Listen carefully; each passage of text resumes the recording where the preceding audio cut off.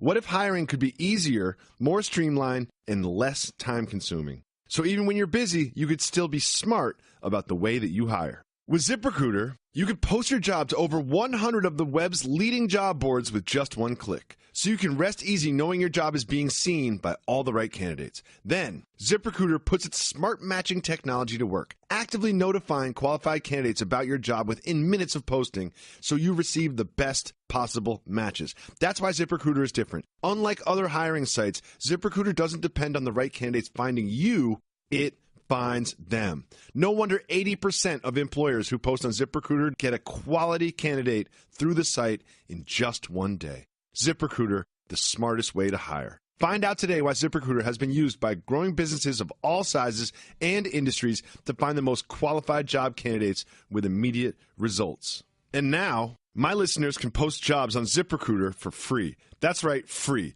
Just go to ZipRecruiter.com/J&J. J-A-N-D-J. That's ZipRecruiter.com/J-A-N-D-J. One more time to try it for free. Go to ZipRecruiter.com/J&J. Want an easy way to see if you could save money on car insurance? Geico gives you 3. Call 1-800-947-AUTO. Go online to geico.com or stop by the Geico office nearest you. 3 ways you could save 15% or more.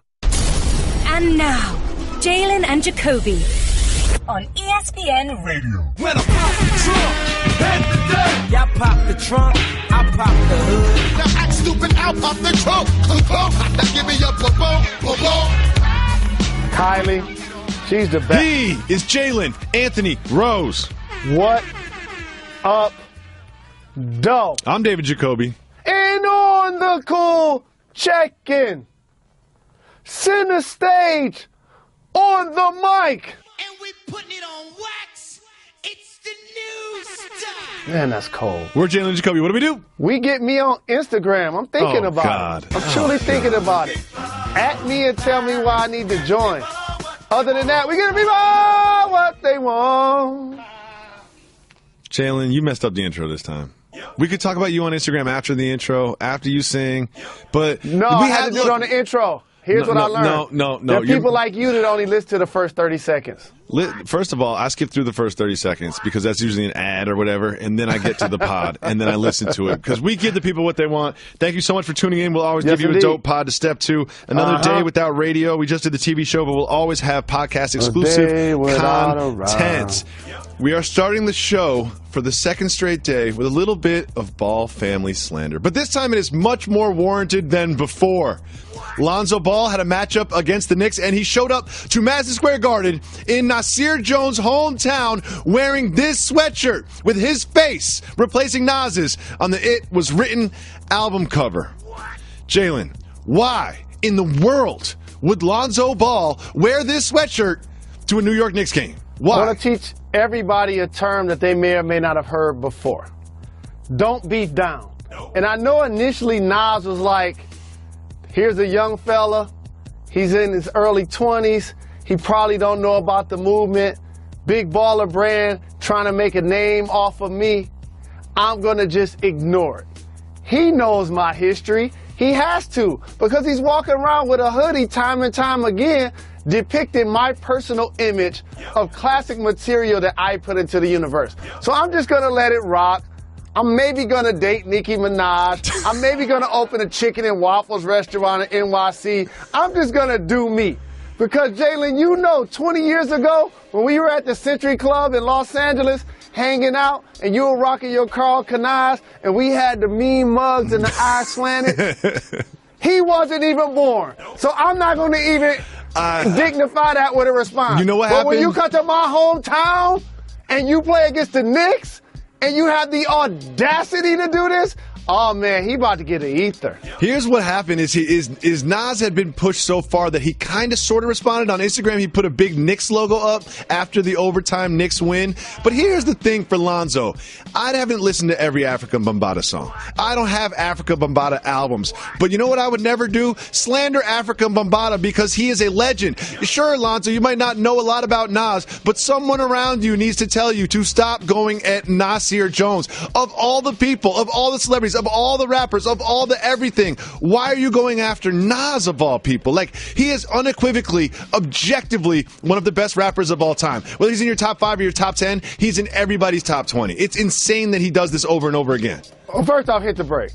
Okay. Hit the brakes. Nas is in everybody's top 5, not top 10, not 20. When you talk about consistently delivering bars, and here's the other thing. This young man has the nerve, the audacity to call himself, besides a basketball player, an MC? Oh, yeah, he's a rapper. I've heard some of his raps, and not quite up to the Nas level yet. And I love Lonzo Ball's basketball game. I even love his personality. It just seems so out of character for him to perpetuate this thing with, of all people, Nas. He's so calm, and I love his game. People talk about he can't shoot, he's struggling. No, he's not struggling. He had a great game. He's catching alley-oops, throwing passes. It was just, I don't imagine why he is doing this. Maybe he's doing it just so we talk about him? It was a terrific family affair to see my dad, LeVar, sitting courtside with my stepbrothers and stepmom and him playing well. No question about it. It was great to see that. But however, let me peel back the onion just a little bit. Okay. While we talk about the bluster of LeVar and how vocal he is, and we applaud Lonzo because he's quiet, he just goes about the effort. When you continue to wear a Nas icon shirt with your face depicted on it, that's really loud. You're not making friends. That's a pink suit with a pink car. You're losing more respect. In Friday. You are losing more respect than you're gaining by doing this, Lonzo. Please trust us. Moving on, more LeVar Ball news. But this time it's a little different. Reportedly, the Lakers front office called in LeVar Ball to a meeting and asked him to tone down his antics, asked him to stop criticizing coaches, and create a better, more nurturing environment for his son on the Lakers. Jalen, do you think LeVar Ball will actually change his behavior after this meeting? I think he will, but here's what's going to be different. He's just not going to criticize the coaching staff.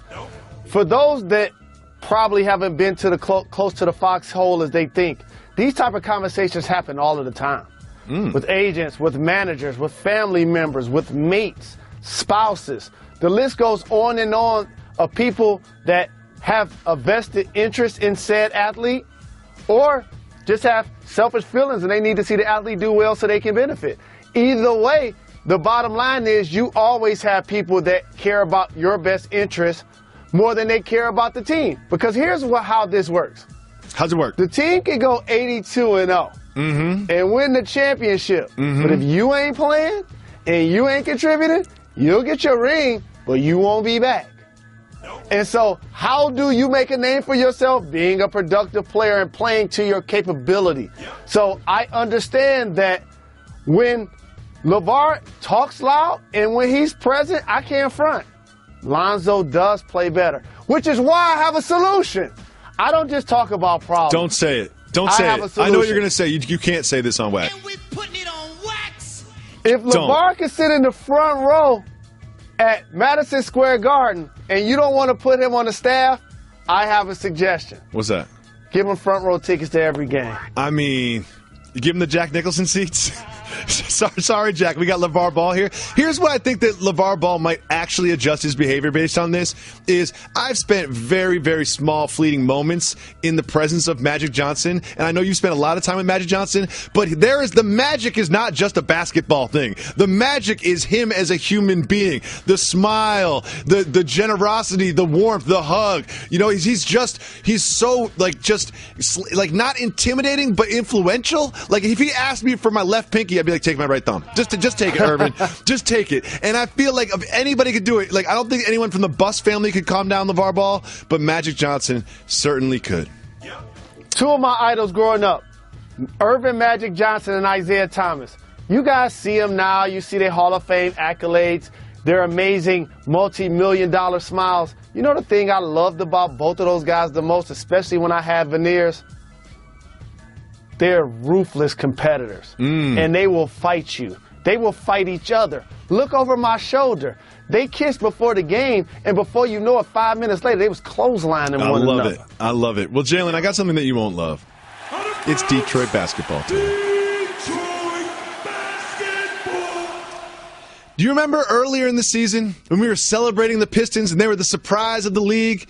Well, since they beat the Cavs, they won the next game, and now they have lost 7 straight games, Jalen. The Pistons are on a 7-game losing streak. And after the game on Tuesday, Coach Stan Van Gundy said, quote, "That is extremely bad basketball. That's one of the worst losses I've seen as a coach, and I've coached 850-something games in between regular season and the playoffs." Jalen, what is happening to your hometown Pistons? Got to get back to that blue-collar mentality where you're playing harder than the opponent, you're sharing the basketball, and you're doing all of the dirty work. Andre Drummond grabbing every rebound, scoring on the post, catching lobs, making free throws efficiently. Tobias Harris back playing at an all-star level with his points up, his three-point percentage up. And the key for all of this has got to be Reggie Jackson. When you sign him to a mega deal like he got, he has to be the point guard that you can rely on a nightly basis to not only get buckets because that's the strength of his game and playing in pick and roll, but to make the guys around him better. But who's on the sideline? Stand by me. He said it was one of the worst losses out of 850 games. The Pistons gave him one of the worst losses. You just blindly love this team, don't you? Here's the thing. Are we going to be in the playoffs? Yes. No. I'm going to go no. I'll bet you the Cinnamon Challenge on this show that we make the playoffs this year. First of all, I have to tell our listeners and viewers a little bit about the history. Bill Simmons once did the Cinnamon Challenge and then tried to get Jalen to do it. Jalen didn't just refuse. There was unequivocally, there's no chance I will never, ever do it. And now you are saying that if the Pistons don't make the playoffs, you will do the Cinnamon Challenge? Accepted, my brother. Accepted. I cannot wait to see that. And if they don't, you have to do it. Light work. Come on. I just saved hundreds of dollars by switching to Geico. I've never felt more alive. Disclaimer. Geico cannot guarantee you will feel more alive. You either possess functioning respiratory and circulatory systems, or you do not, or you are a zombie. If you are indeed a brain-starved zombie and you would like to save money on car insurance, the Geico legal team applauds your excellent life choices, even in your shambling afterlife. But we strongly encourage you to visit Geico.com or download the Geico app. Please stay a minimum of 500 feet away from our large and presumably delicious brains. Geico. 15 minutes could save you 15% or more. Jalen, everybody's talking about Aaron Rodgers because Aaron Rodgers went on his Instagram and posted a picture of himself in surgery, and the caption told everyone that he was medically cleared to return. The Packers need to basically run the table as they did last year to get into the playoffs. But the question is this: should the Packers start Aaron Rodgers with a slim chance to make the playoffs? Absolutely. If they have any chance to make the playoffs and he's healthy, done his rehab, got the proper care from the doctors and the medical staff to put himself in position to return, and they have any sort of shot to make the playoffs, you must put him back in the lineup for the other 52 guys that found ways to win their last 2 games in overtime. And you know, a part of them was thinking, man, we just got to give number 12 a shot. And we may have an opportunity to make the playoffs if he gets healthy and gets cleared. See, I disagree. They basically need to win the final 3 games. But the problem is the opponents. They play the Panthers, the team with the most sacks in the league. And then they play the Vikings with a ferocious defense. And then they play the Lions, which is a terrible team.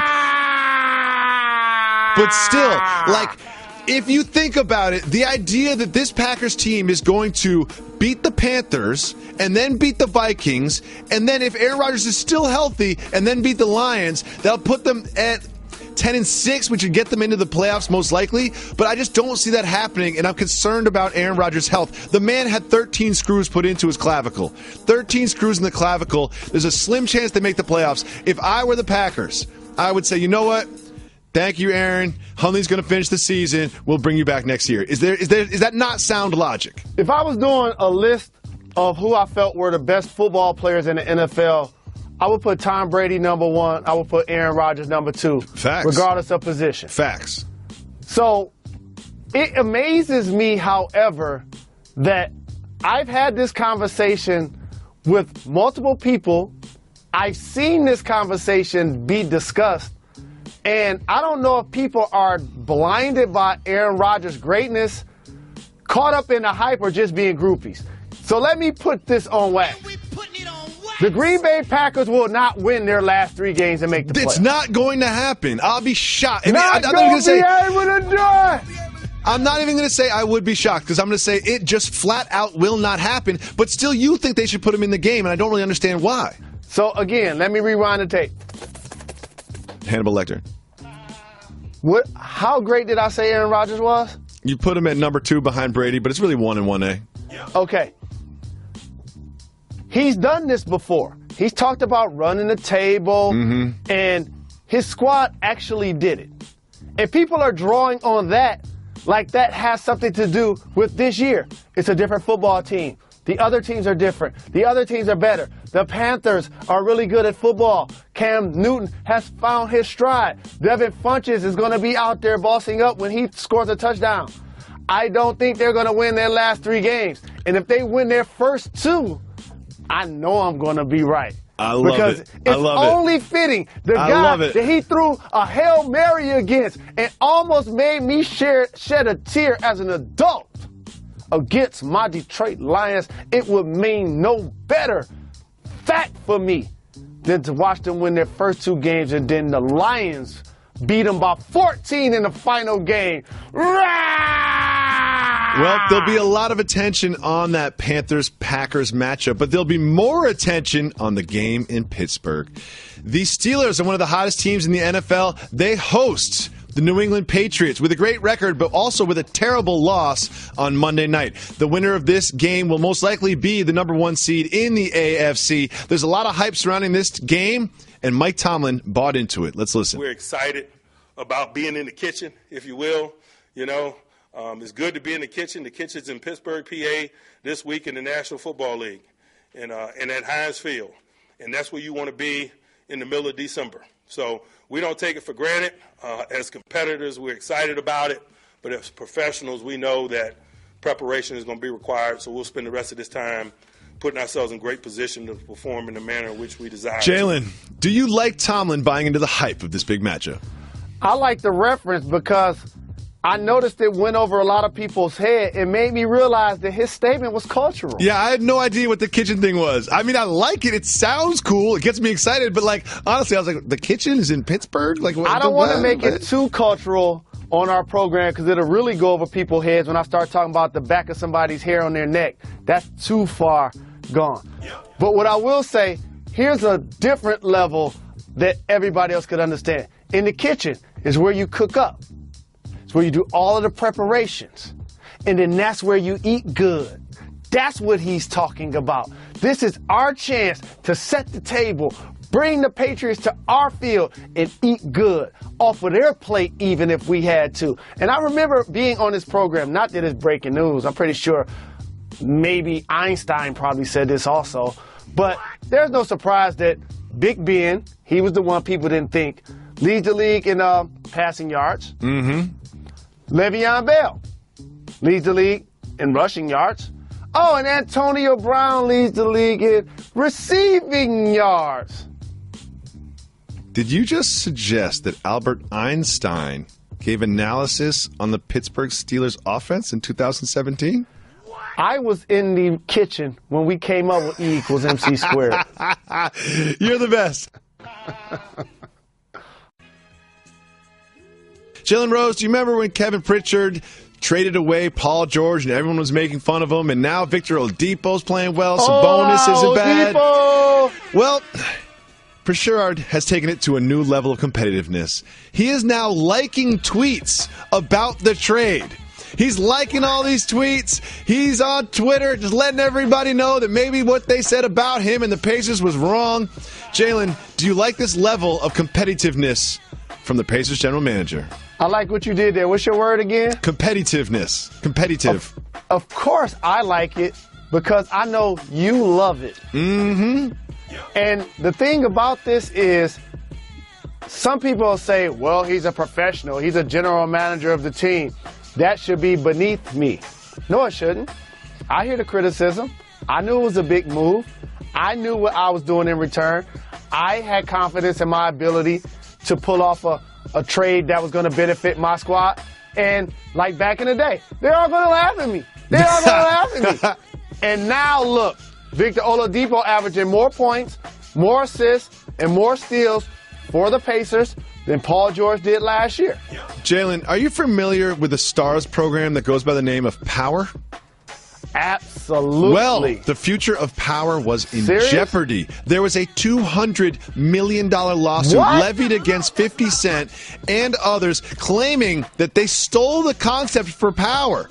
Don't worry.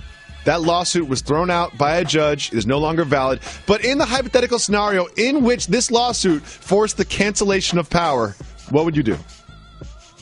I'll stop watching TV. I will boycott for X period of time. I'm serious. Like, that is my favorite show. Like, Ghost and Tommy and Tasha. Like, that's my family. I need to see what's going to happen in the next episode with Andre. And you look so serious. It's way too much that needs you to look get so played serious. out. No doubt. Don't worry, you will see that. Kanan is Power, now slim. Power will continue. So let me get this right. There's an individual walking this earth that went to court, hired an attorney, and said, there's a television show about a drug dealer that they stole that from me. Yes, there's never been a television show about dealing drugs before in the history of the medium. Got it. And then we have this. Everyone's getting excited about the holiday spirit, and everyone's decorating their house and wearing sweaters. But we have a new holiday trend, and it's called Christmas eyebrows. Young ladies and young gentlemen are dressing up their eyebrows, making them look like wreaths, red and green, all up in there. Jalen, I'm in the holiday spirit. Are you? Do you think the Christmas eyebrows are cute, fly, or just dumb? I love what you did there, because that's my distinction. Either something is cute, where it's like young, has no gender attached, just youthful enthusiasm, things you would wear during Halloween. And there are things that are fly, that are just a little bit older, a little bit more mature. And so I personally feel like this is way out of my weight class. I wouldn't do it. Okay. But I have no problems, individuals, especially 16 and under, doing such. You made a crazy claim earlier in the show, and I'm going to make one now. I will wear Christmas eyebrows on this program if the staff can get it together. Moving on, George there and are people Amal. that think you wear Christmas eyebrows every day. Moving on, George and Amal Clooney. They've got twins. They're twin parents, just like I am.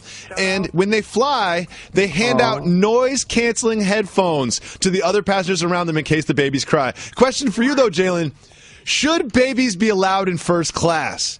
Or should you have to stow your babies? This has nothing to do with babies. This has something to do with the people when they say board in first class. All of the people that's all in the way like bumper cars. I got to do all that to walk through. Then I finally get to my seat. I'm trying to put my bag up there. I put my bag up there. I'm trying to put my suit hanging up. There's people that ain't sitting in first class hanging up a suit, hanging up a bag, trying to use the bathroom. Those individuals need to be arrested. Today is Wednesday. What does that mean, Mr. Rose? That we're going to dedicate our show to the more disciplined, the kinder, the gentler, the more sophisticated, intelligent individuals that sacrifice so much for so many women that are walking the face of this earth now and forever. It's Woman Crush Wednesday. That means if you call 985-80-JALEN, you can leave us voicemails. But today we're just taking female voicemails. Reggie, let's play the first one. Hey, yo, shout out to Reg and crew. Shout out. My name's Natasha. I just want to give a big shout out, first and foremost, to my husband of 10 years on his birthday today. This guy taught me the language of sports. Since I came from a Hispanic background, where sports was nothing and salsa was everything. I love this podcast. I listen to it every day because of him. He introduced me to it, and I just fell in love with it. That said, Jalen Jacoby, soft move or boss move? My husband straight up told me he ain't interested in learning Spanish just because he ain't got an interest in learning it. And although I respect his directness, and me not wasting my time trying to teach him, is this truly a boss move or is it a soft move? Because I felt like sports, for me, was a totally different language with terms and rules that took me years to understand when I met him. But I felt like being open to it pretty much helped me appreciate the game and the athletes that play, and I actually enjoy NBA and college games, something I never thought I would. Hi, Natasha. Thank you very much for calling. We appreciate your support. For those that don't know, and I'm sure you and your better half recognize, we support power couples, and anytime you can put in a decade, we salute you. No doubt about it. Continue to flourish and continue to prosper. We appreciate the fact so much that he introduced you to this program that he understands exactly where I'm about to go. And I'm going to start this with a little story. I remember being this kid, 89, in my Spanish class. Ha ha ha ha ha. Who needs to learn Spanish? I ain't never going to Spain. Ha ha ha ha ha ha. Now imagine if myself right now, working for ABC and ESPN, could actually speak Spanish and articulate myself the way I can in English. It'd be over. Like, people wouldn't even, like, people would have to carry me down the street. I would feel like I wouldn't even need to walk. Say, no puedo hacerlo. And so, I wish I had someone in my life that severely challenged me to do it. Times have changed. We now know what the majority in our country is projected to be over the next, say, 30 years or so, the majority. And based on that, that language is actually going to be common in the United States. It already is. So here's what I will say to you, Natasha. I got a challenge for you now. You made a sacrifice and took the time and energy to fall in love with sports. In particular, this podcast. You know what he owes you in return? To allow you and or Rosetta Stone or whoever else to teach him Spanish. Of course. And I imagine this. I imagine that she has a Spanish-speaking family, you know? So if the in-laws, you want to be able to vibe with them. You want to be able to vibe with the in-laws, you know? Like you got to be able to do that. Natasha, just let him know that Jalen Jacoby thinks he needs to learn Spanish. You know, get him that Rosetta Stone and say, listen, when you're done listening to Jalen Jacoby, pop this in the trunk. No doubt. Thank you so much for the call. Next, we have a Twitter question. This one comes from Allie. Shout out. How long does the tree stay up after Christmas? Great question, Allie. Great question. It depends on if it's a real tree and how heavy it is. How heavy it is? If it's a real tree and I'm responsible for moving it in and out of the home, and I'm going to have multiple multiple stab wounds on my arm and being all scraped up to move the tree in and out of the house, January 15th. January 15th? No. Now, is it a real tree? No. January 2nd. January 2nd's got to go. But here's another thing is, I did something new this year with my tree, Jalen. Went to a tree farm. They give you a saw. Your tree is still in the ground. It wasn't that more expensive. It wasn't more expensive. And you saw it yourself. You saw the tree down yourself. And the trees, you know what? They don't look as good as the trees you can buy at the other places, but there's just something that's more like organic about it. There's something that's better about the experience. Of me looking at my son and being like, the two of us cut this tree down that was living in the ground, and now here it is in our living room.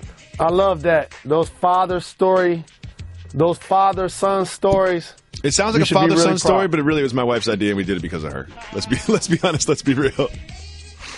Thank you so much for the call. Let's listen to another voicemail. Hi, Jalen and Jacoby. Shout out to Reg. This is Jana from Brooklyn. I just want to say a very happy birthday to the most amazing husband and soon-to-be father, Teddy from Brooklyn, age 34 today. I love you so much, honey. I have a question for you all. I'm wondering if it's a boss move or a soft move for a guy to wear his long johns or swim shorts under his clothes to work when he runs out of clean drawers. So that's my question. Boss move or something? Oh. Thanks. Oh, I got that one. First of all, wearing your swim shorts under your pants is crazy. Second of all, just go commando. Just go commando. It's not a big deal. Go commando for a day. I can't sit here and speak into this microphone and act like I didn't go commando once in the last month. You know, you pack the bag to wear, you go to the gym, you work out, and then you look in the backpack and you're like, oh, I didn't pack any drawers. And there you are, putting the pants on with no underwear on. And you know what? I was thinking it was a very crowded locker room at the gym, and I was wondering to myself, I wonder if somebody's watching me right now wondering why I don't have no drawers on. And if they're doing that, they shouldn't be watching me in the first place. Oh, man. The way you have gone at least once within the last month and represented commando, which I appreciate your honesty, I've gone to the laboratory and was like, man, this water's cold. With that being said,